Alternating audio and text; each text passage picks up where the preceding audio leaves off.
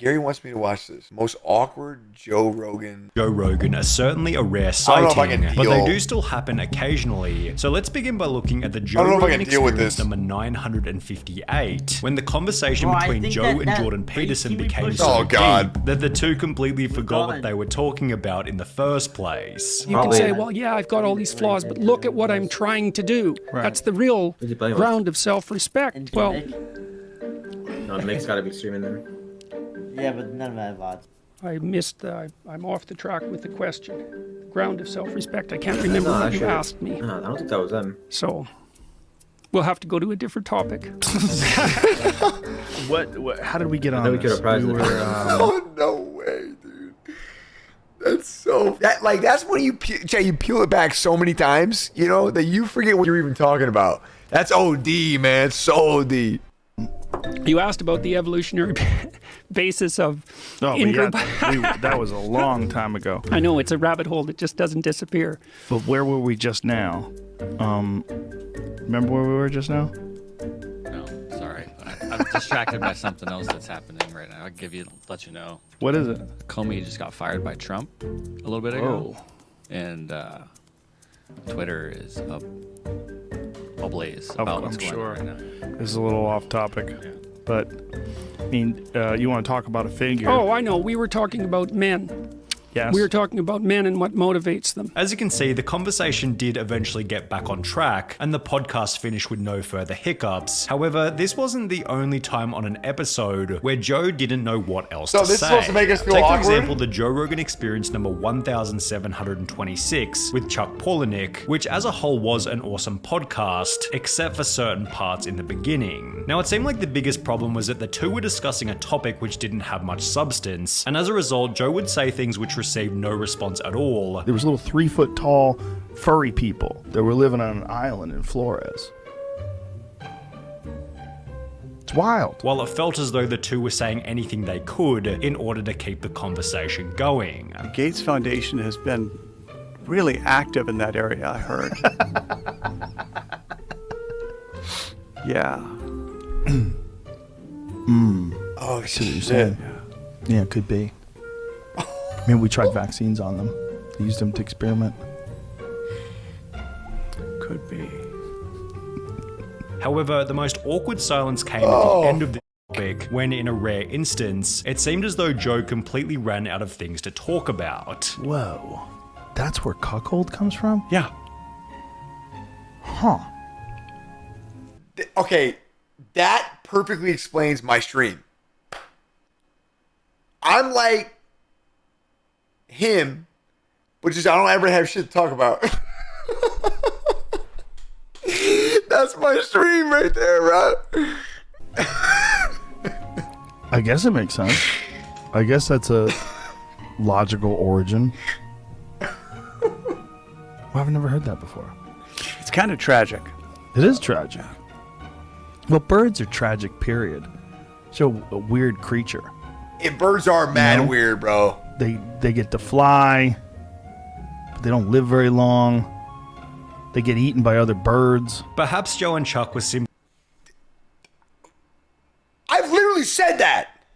Being highly introspective during their conversation about birds. But what happens when a guest brings up a serious topic while Joe sits there laughing? This is what happened during the Joe Rogan Experience number 1532 with Mike Tyson, which got a bit awkward after Joe interpreted one of Mike's serious videos as somewhat of a joke. I did that video and I was in bed for a week. That was 30 seconds and I was in bed for a week. And it's not funny because it made me realize that you was there out. It is right there. Yeah. That wasn't really cool. After Mike ended this first interaction by stating that wasn't really cool, another period of awkward conflict occurred. What does it mean when fighting gets you erect? What does that mean? It's a good question. It's orgasmic sometimes. Yeah. It means you're getting excited. Yeah. But saying that it gets you orgasmic, that's a strange thing to say. Well, that's just what I want. I wanted to find out because you're really bright And I thought you would figure it. No, I'm being very serious.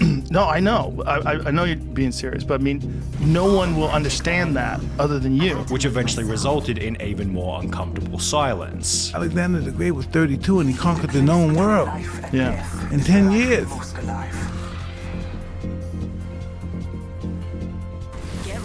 And so thinking about that as a young man. Absolutely. However, this wasn't the only time that Bro, that's gotta be, there's a short list of humans you do not want to make mad, like for sure, and he's gotta be on it. I would just be like, oh, okay. Bro, Mike Tyson, man. What an interesting guy, you know? This interview's mad awkward, by the way. Jesus Christ. onto the podcast ended with an extremely awkward moment, as during the Joe Rogan Experience number 607, the audience had to witness this. It was a really tough fight for me too. You know, it was a really bad camp. It was probably the worst camp of my career. My dad had passed away like 3 weeks before the fight, and like 2 or 3 days after that, Why does that look so shitty, Jamie? my cousin passed away. So it was, Like, pull it back. Is it our computer that's doing that? Yeah. It's a YouTube video. Is it really that bad? What do we got to do to fix that? Focusing on a YouTube video's quality instead of the comments made by your guest about the passing of their father definitely makes for some uncomfortable viewing. However, it's not like this was the only time where things got awkward because Joe wasn't paying attention. Dude's just pouring his fucking heart out, right? Joe Rogan next week and I'll be fine. Anyway, I thought that was funny. No? What? I was like, I literally... Is that what you thought? I literally thought that. Oh, okay. Yeah, I thought it'd be funny. Well, it could have been funny. Yeah. I was booked up, though. No, it's fine. It was just funny to truly... Because I remember somebody contacted me, like, to have you on. And I was like, I don't have any room. Like, for a long... I could do, like, an emergency podcast, but I'm like, let me let this dude ride this out. Yeah.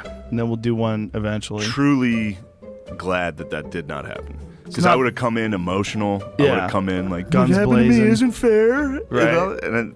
And I never felt that way. Like the whole time, I was like, I kind of get it. Accidentally inviting yourself onto the podcast is clearly a pretty good way to make Joe uncomfortable. But if you want to make things really weird, then all you need to do is give Joe a couple of compliments, as was shown in the Joe Rogan Experience number 1518. With David Cho. Now, don't get me wrong, this episode is a contender for the best Joe Rogan podcast ever created. No and way. Part of the reason for this was that Dave kept giving Joe these uncomfortably wholesome compliments. What is your threshold with receiving compliments?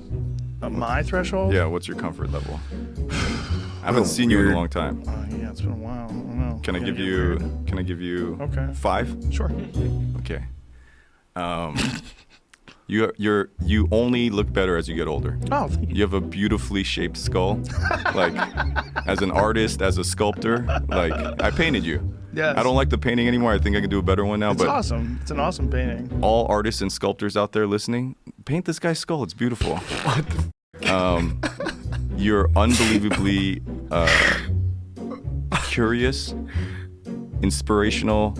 You give me hope. You're funny. You're entertaining. And you're a leader. You're a perfectly imperfect, unrepeatable miracle of the universe.